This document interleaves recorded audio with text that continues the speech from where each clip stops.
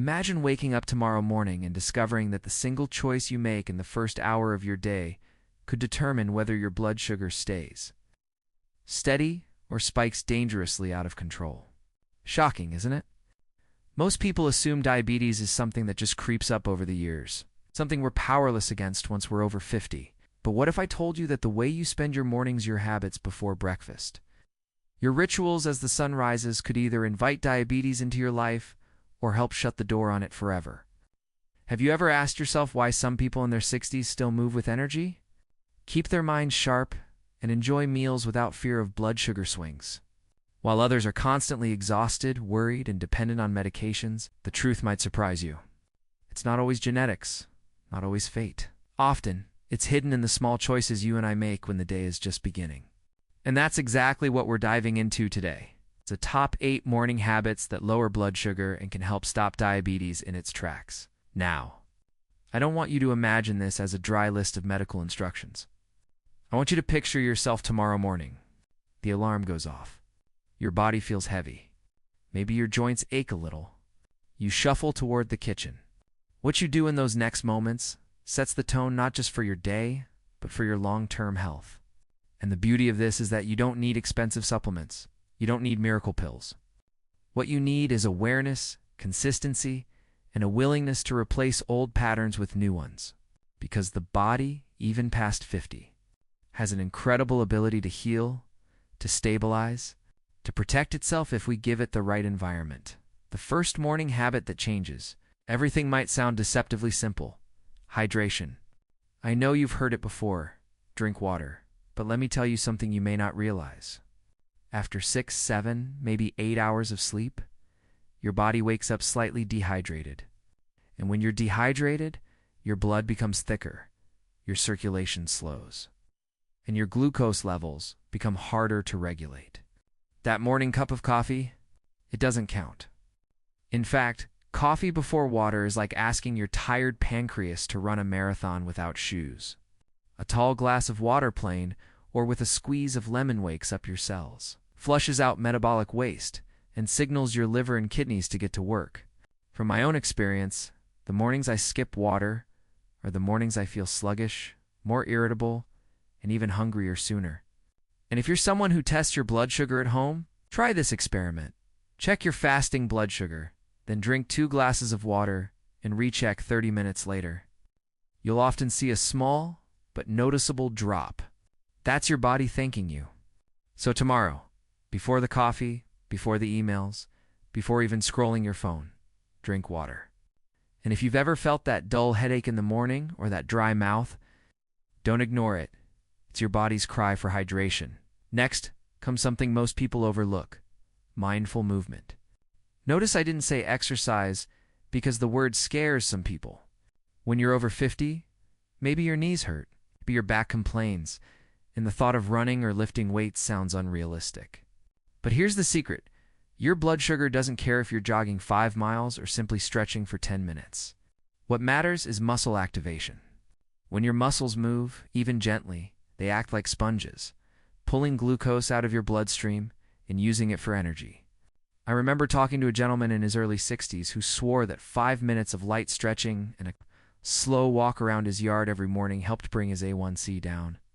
He thought it was too simple to matter, but his doctor noticed the difference, and science confirms this. Even 2 minutes of standing calf raises or wall push-ups after waking can improve insulin sensitivity.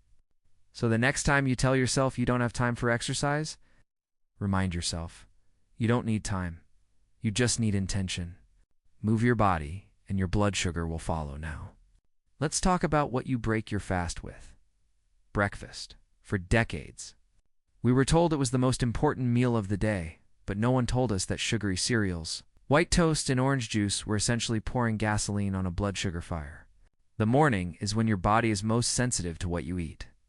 A high-carb breakfast spikes blood sugar sharply, then crashes it, leaving you tired and craving more sugar by mid-morning. I've lived this roller coaster myself, rushing through a bagel and coffee, only to feel shaky and irritable by 10 a.m., but when I replaced that with eggs, vegetables, or even Greek yogurt with a few nuts, my energy stayed steady. Routine in the morning is your ally.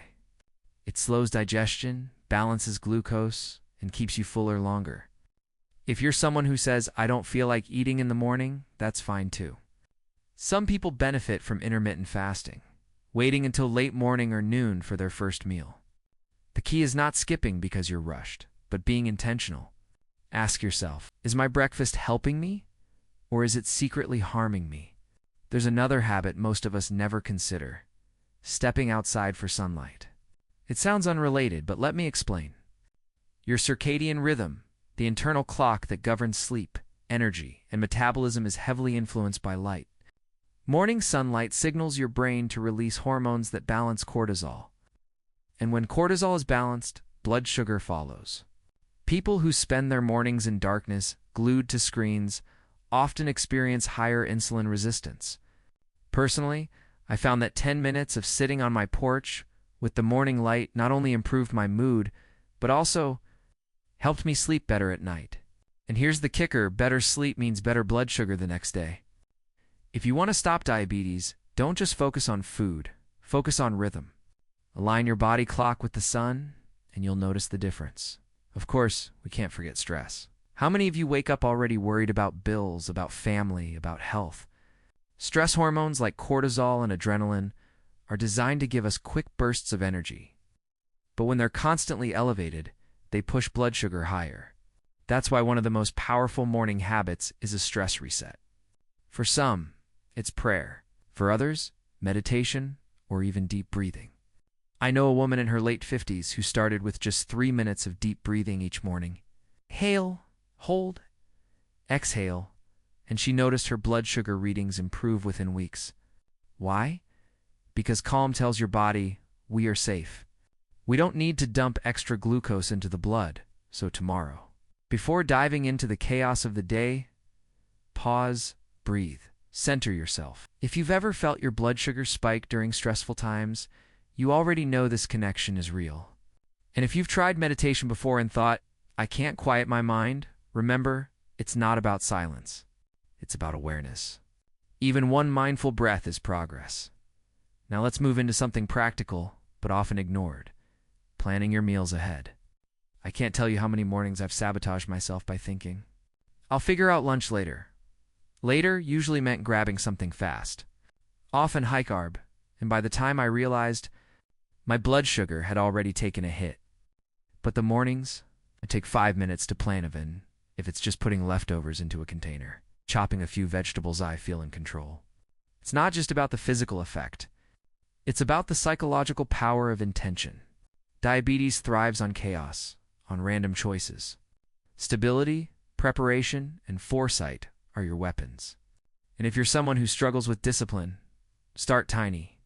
One planned snack in your bag, one bottle of water ready in the fridge. It adds up. Another overlooked habit is gratitude. It might sound too soft to feel good compared to blood sugar charts and numbers, but research shows that gratitude lowers stress, improves sleep, and even influences inflammation markers. I keep a small notebook where I jot down 3 things I'm grateful for in the morning. Sometimes it's as simple as my coffee smells good. Other times it's deeper. Gratitude shifts your focus from fear to possibility, from illness to health. And that mindset influences the way you eat, move, and care for yourself. If you've ever felt trapped by diabetes or pre-diabetes, gratitude can help you reclaim your sense of power. And I'll say this clearly: you cannot heal in a constant state of negativity. Finally, the habit that ties it all together: consistency. One morning of good habits won't stop diabetes. But 10 mornings, 50 mornings, a year of mornings, that's where transformation lives. Consistency is like compound interest for your health. It doesn't shout, it whispers. And one day you look back and realize your fasting glucose is lower, your energy is brighter, your weight is steadier. That's the twist most people miss. They expect dramatic overnight results. But the real miracle is hidden in the ordinary, repeated daily. If you want a life free from fear of diabetes, commit to your mornings, because mornings are the foundation of everything. And here's the part where I ask you directly: which of these habits feels most possible for you tomorrow morning? Hydration, stretching, routine breakfast, sunlight? Let me know in the comments. because your story might inspire someone else who feels stuck. And if you found even one insight today that could change your health, don't forget to hit that subscribe button and share this video with someone you care about. Every small action matters, not just for you, but for your family, your community,